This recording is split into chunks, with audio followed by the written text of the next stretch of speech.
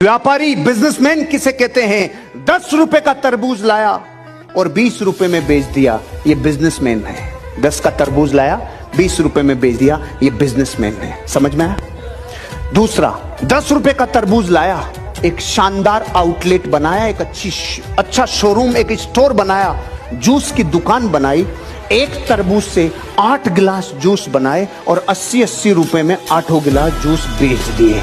10 का तरबूज, 80-80 के 8 गिलास। यह है एंटरप्रेन्योर।